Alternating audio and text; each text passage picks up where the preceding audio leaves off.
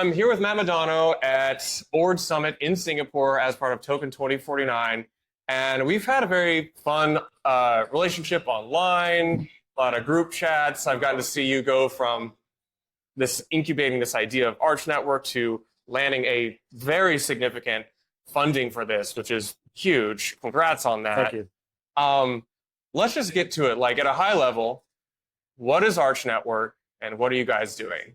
So Arch is it's a whole execution layer, right? And layer's kind of a bad word these days, right? Because it can mean a lot of different things. We've seen layer 1, layer 2, layer 1.5, which may or may not have something to do with us. But at the end of the day, we are a global state machine that is capable of doing Turing-complete smart contract execution directly on Bitcoin.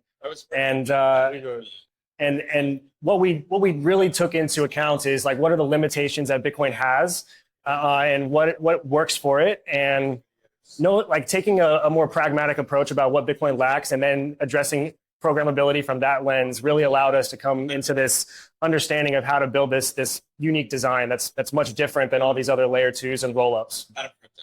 So a year goes by. You mentioned layer 1.5. I actually think I go back and forth on whether I love that or I hate it. Where do you stand right now on this terminology? So with respect to Arch, and you have a lot of different role-dependent trust assumptions, I think layer 1.5 is a way that some people can really wrap their heads around it, because a lot of people, when they hear the word multi-sig, it's like no, L2 or sidechain. And at the end of the day, you don't really consider sending funds to Uniswap in like a smart contract controlled wallet or in Radium on a program-derived address, like bridging or interacting with a layer 2. You're using that multi-sig or that wallet for conditional execution, which is pretty much a precursor or a necessity for Turing-complete smart contracts, right? So we're talking about a swap on a DEX. You have to have the ability to, within like a programmable way, send assets from one user to another. And when on Bitcoin, users are self-custodying their assets, it's very difficult to do that unless it's peer-to-peer. And that's kind of why we have this user experience issue with the peer-to-peer type of transacting, because if you look at all other programmable ecosystems, we have multi-party contracts, you have a lot of composability, which allows for this liquidity to support this type of activity. Yes. So we've seen that users clearly want to do crypto activities, but on Bitcoin, I think it's the pitch is all these things that you want to do on these other crypto networks, GameFi, SocialFi, DeFi, whatever. We're going to do this through Arch. I understand that at a high level, the market demands these things. But we're trying to figure out how to work it on Bitcoin. And you guys have taken an interesting approach. I think it was one of the first. You guys were one of the first, I think, teams to really embrace the Solana virtual machine on Bitcoin. Yeah. Because there's other people building EVM stuff. You guys are SVM. You really have to I'll ask you a question about just this idea.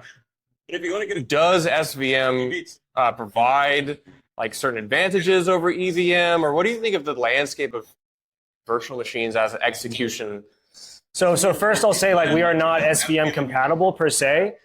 We are completely inspired by the SVM in the sense that we store states independently inside of UTXOs. So there's independent states. So maybe I just misunderstood. So you're almost mimicking SVM. Yeah, we've essentially rebuilt the SVM from the ground up. That's right. So initially, while we were working on that implementation, we were using a ZK VM, which basically the whole point of it was to produce validity proofs, and then the nodes just are validating proofs. So what that allowed us to do is reduce the how heavy the nodes had to be to host each VM instance on every node. So all they're doing, instead of running the VM, they're just validating these proofs, and when threshold is reached, the leader node is able to sign the unsigned transaction and post to Bitcoin. So once we finished our eBPF build, which is exactly the same stack that Solana is built on, we vacated the ZK VM, and now every node can run instances of the VM in a much more performant type of way.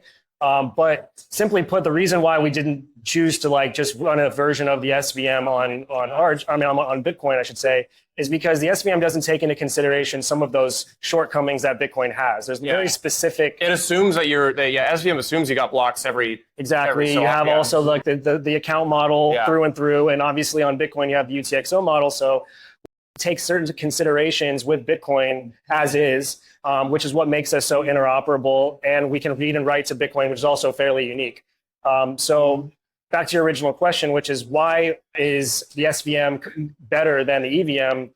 You have the ability to store states independently, which allows you to run transactions in parallel for non-overlapping states, which is a much more performant type of a execution environment, as opposed to the sequential way, which is one transaction per block, which would be a pretty bad user experience for things like a DEX and so on and so forth. Yeah. So especially when we have long block times like Bitcoin. Which is this whole side conversation. Like, we're on a panel later today titled "Slow-Fi" on Bitcoin. I chuckle at the term. It's funny, and we're embracing the reality that Bitcoin block times are slow.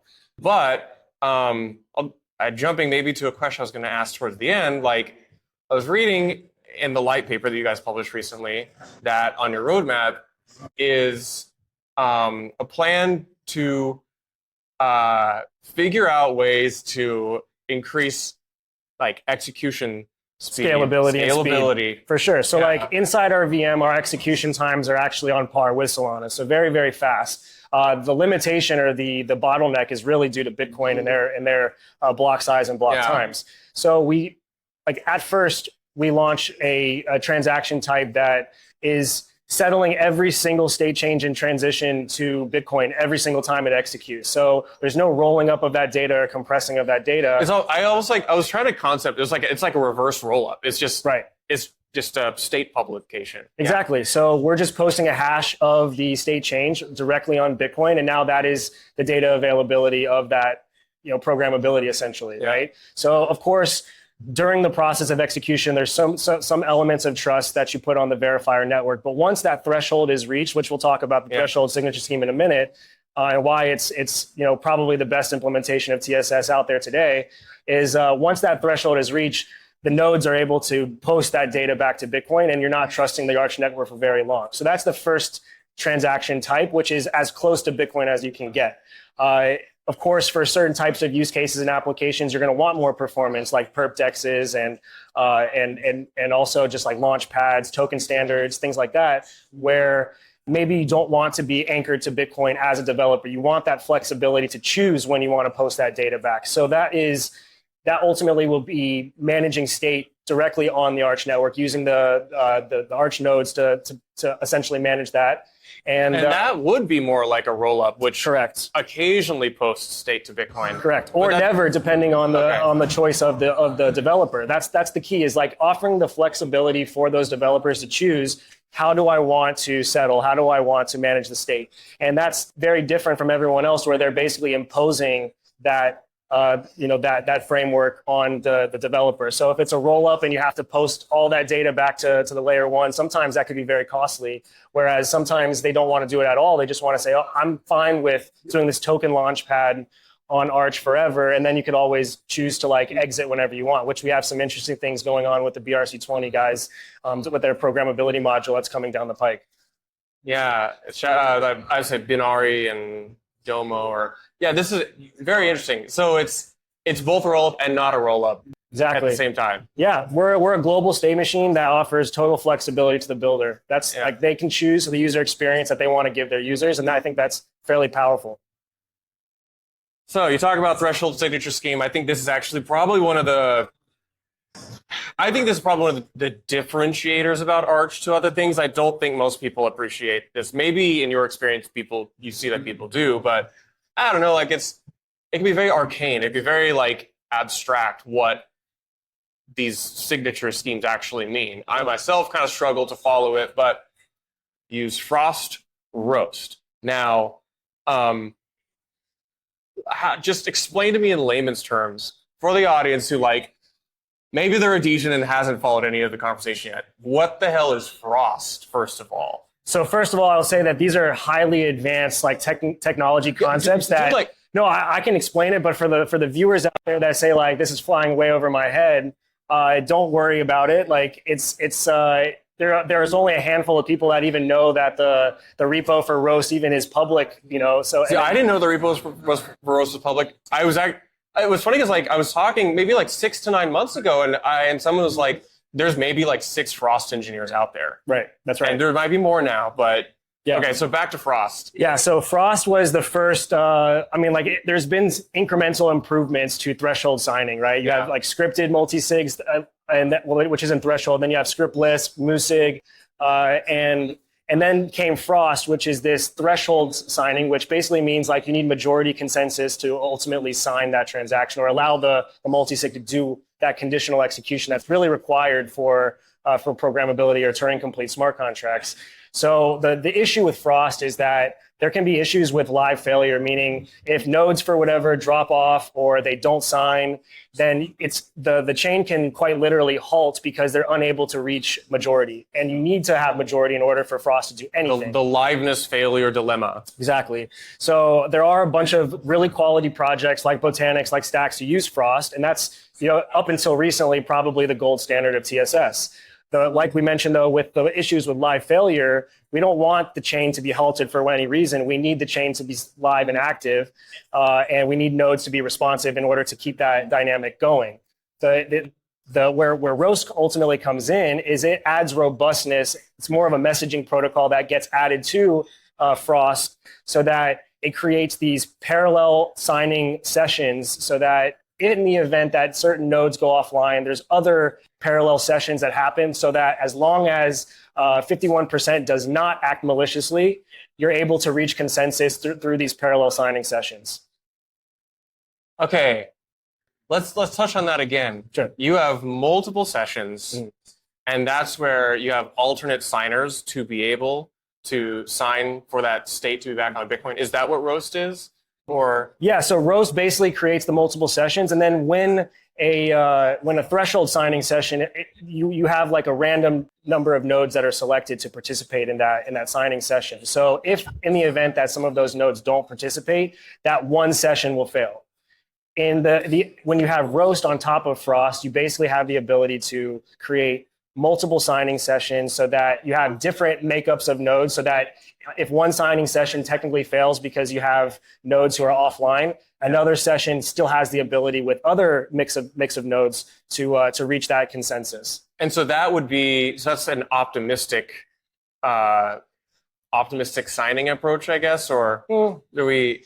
I don't know actually if that would be an optimistic approach. I have to check with the brain trust on that one. But, but basically, like the way that I interpret it, and this is super layman's, and I'm not the technical guy, is like you have these like parallel realities, right? Yeah. One reality signing session, maybe it doesn't have what it needs to reach majority, but it's certainly not malicious because it's not 51% attack against that malicious behavior in the signing network. So that's like basically just one that doesn't work. That signing session is no longer relevant. But then you also have concurrently all these other parallel signing sessions that as long as you have 51% of the nodes that say, yes, this happened correctly, then it's not malicious. So we can actually keep the chain going.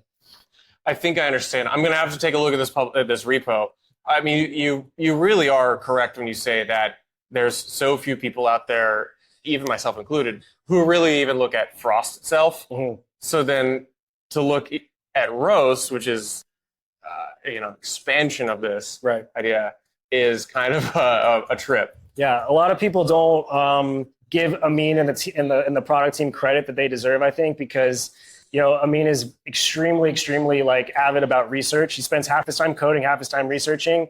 He studies bit proposals for fun, which I don't know. That's not my idea of life. I offload that to my friends who then sum that up to me. Or Chat GPT to explain it back to me or something. But he's one of the good ones, and certainly people will start to come to this realization. I think a lot of the researchers that have done some auditing of our approach and design are starting to get the picture on that.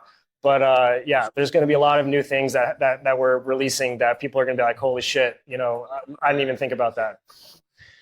Okay, so this signing scheme, the validator network signs. You pick who to sign. You need a threshold signature. Some people would kind of call this a bridge. Why is it not a bridge? So like we recognize that the single point of friction and the most drop off in any of these L2 ecosystems are the bridge, right? That's the probably the single point of like biggest exploit that you can have. Obviously, there's several instances, or we could call in the last few years, where bridges have been exploited. And at the end of the day, like, you're trusting in a completely different third party with your funds. So you could have the best signer network in the world. Like, if Stacks has Frost, and if they implement Roast, that'll be probably the gold standard. But at the end of the day, you still have to trust Xlink, or you have to trust a Signa with your Bitcoin to then go mint SBTC on Stacks. So step one in the user journey is go to xlink.com, the bridge, and then you interact with their Bitcoin. You interact with them. Then you have the ability to go play around with programmability and call smart contracts on Stacks or another L2. So Arch has basically abstracted this entire step away, where you have the ability to send funds to the smart contract directly. And of course, the trust assumptions that you're engaging in are very, very similar, if not the same, as when you play around with the bridge. But you're still trusting the Arch network. You're not trusting Xlink, Asigna, Wormhole, or anything like that. I think that's a really good way to put it. And actually, this is how I would have defended that myself, where, like, in fact, you don't almost, you're not trusting them with your assets. You're trusting them to execute your transaction.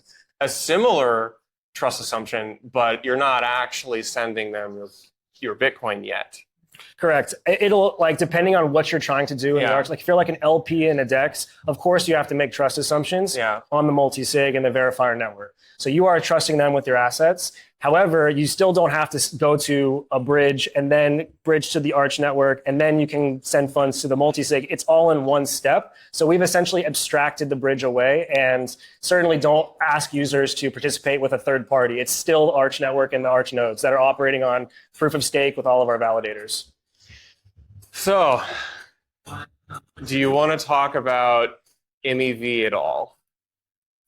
I don't know if Amin wants me to talk about it, because we've got some pretty interesting things cooked up for MEV. Just at a high level, like, binary question: do you think MEV do you think Arch Network will create opportunities for MEV? Absolutely. Yeah, when there's execution that's happening on chain, which we certainly want to support, there's going to be demand for a transaction ordering, which is where the MEV comes from. And if you ask any of the validators in the Solana ecosystem right now, their revenue from MEV is eclipsing any of the gas fee revenue that they're getting from it's like 90% of revenue for validators is from MEV or private order flow. Exactly. So I think it would be very silly to tell the miners to not optimize for MEV. So we will have a solution that addresses that for them pretty soon. So you're saying you when you launch, you're probably going to pair this with MEV optionality or MEV tooling. Yeah, optimize MEV clients, basically. Yeah. Okay, that's a little bit of alpha there. So that is interesting. Yeah. For the miners who are listening, first of all, why the hell are you not paying attention to this kind of stuff? Because I don't know, it's fingers on a chalkboard hearing miners barely even talk about ordinals, let alone, I think, what is probably more important and more impactful to their bottom line, which is the data on Bitcoin and these new Bitcoin Season 2 type activities. I think one of the reasons why they're choosing to ignore the MEV thing is because everyone else is more focused on the scalable programmability approach. Yeah. We're more focused on unlocking programmability at the base layer, which is certainly going to drive a lot of fees back to the miners. And that's going to spike the mempool a bit and create opportunities for MEV. So I think until the miners start getting into that frame of mind, it may be a little bit foreign. We've seen how ordinals and how runes have sort of added more revenue opportunities for them, but the MEV is going to be even bigger once the on-chain activity for the layer 1 actually maxes out the capabilities of the chain. I found that miners typically don't listen until they see that there is revenue. Yep. So they're more reactive than they are proactive on this topic, but we'll see. I mean, I, for one, have a bunch of ASICs myself. I would love for those to for their margin to increase. So please post more data of Bitcoin. So does Arch start with a testnet? Do you launch live to mainnet? What does this look like? So so our testnet is actually in beta right now. We've distributed keys actually back the week of Nashville. So we've just been doing a lot of optimizing for the developer experience over the last month. CLIs, SDKs, here to really make it easier for the devs to deploy. We are not EVM compatible, so naturally a lot of the path of progress in the developer community has been towards these EVM compatible layer 2s, because naturally it's just copy and paste the program or the smart contract into that chain. Our argument is it's going to be easy to deploy those programs, but not so easy to attract TVL. where we may have a little bit of an advantage to get some of that TVL, but a little more friction on the developer deployment side. So really focusing on enhancing developer experience so we can onboard the next wave of blue chips into our ecosystem.